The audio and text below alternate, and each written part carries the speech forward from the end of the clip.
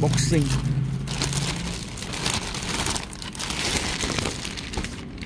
Cellphonet.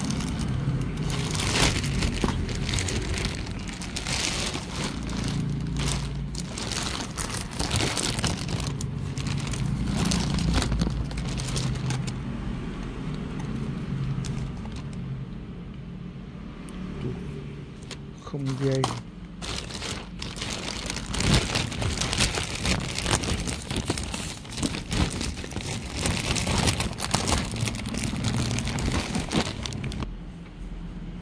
Nhân vật chính.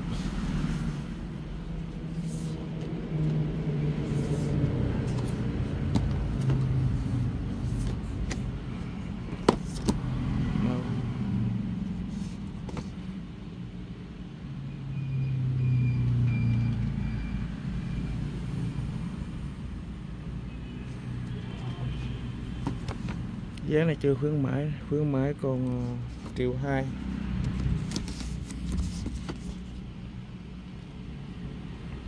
Giới thiệu hãng này của Đài Loan mà sao này ghi là Trung Quốc.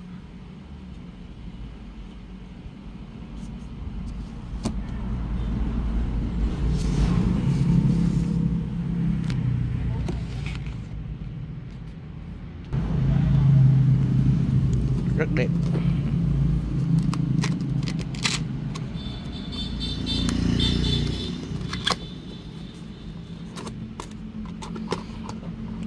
Dính vô phím cơ khó bỏ.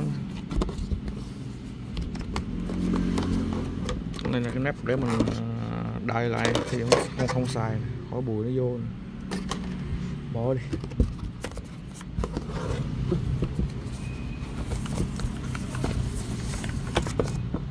Rồi.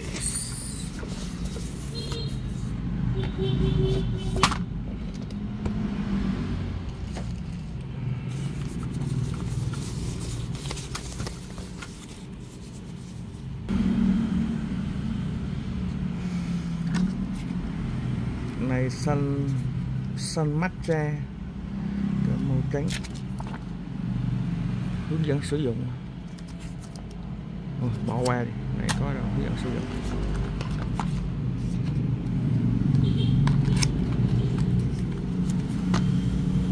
Dây màu xanh luôn.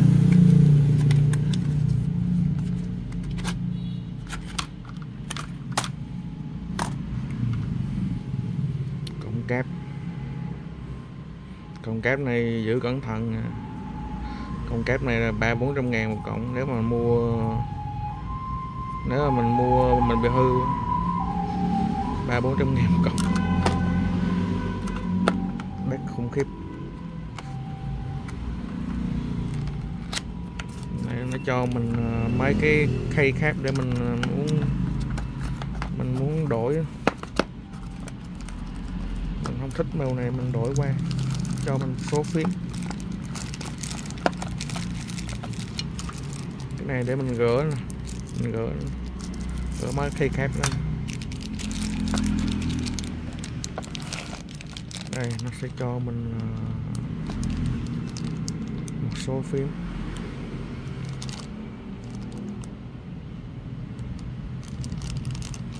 Mình không hợp màu trắng lắm, hợp màu xanh với màu nâu rồi. Sẽ gỡ thay ở đây. Trong cái đám này thấy một cái space. Mấy cái màu trắng mà không có cho. Nó đi cho thêm cái màu xanh đây.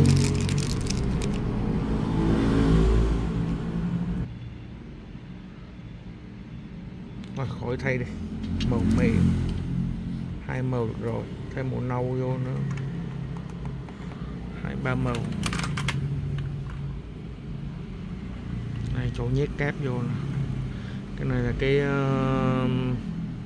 nắp để mình tăng chiều cao phím lên dễ gõ. Nó cho mình lựa chọn 2 nắp này.